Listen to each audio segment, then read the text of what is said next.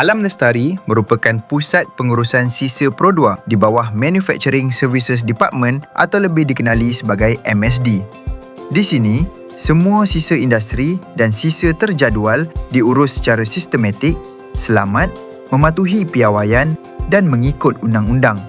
Tujuan kami jelas, memastikan kebersihan kilang terjaga dan menyokong kelestarian alam sekitar. Alam Lestari bermula sebagai pusat penyelarasan sisa dalaman dan kini berkembang menjadi lokasi utama pengurusan sisa seluruh Pro2 dan memainkan peranan penting menyokong semua shop termasuk R&D, bangunan korporat dan part center PSSB. Skop kerja kami meliputi dua kategori utama. Pertama, pengurusan sisa industri seperti plastik, kotak karton dan scrap body.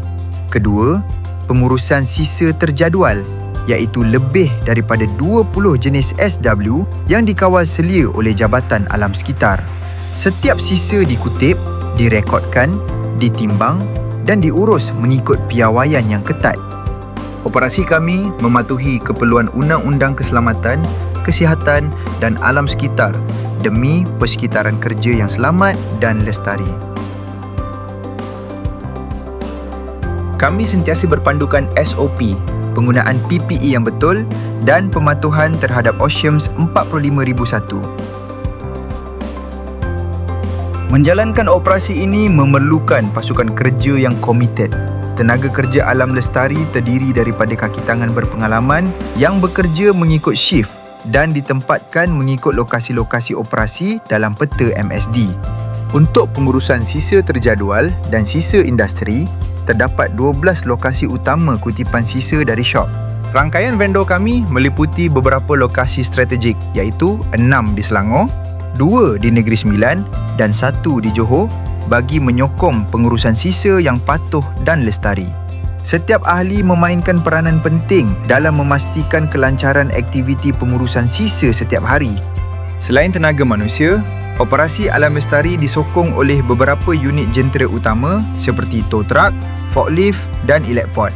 Selain itu, penggunaan mesin bantuan seperti mesin kompresor, mesin crusher, jambatan timbang dan mesin dryer memastikan operasi berjalan dengan cepat, tepat dan selamat. Sebagai pusat utama pengurusan sisa Pro2, Alam Lestari berdepan pelbagai cabaran seperti pengurusan ruang, ketepatan data daripada vendor dan pematuhan peraturan dari pihak berwajib.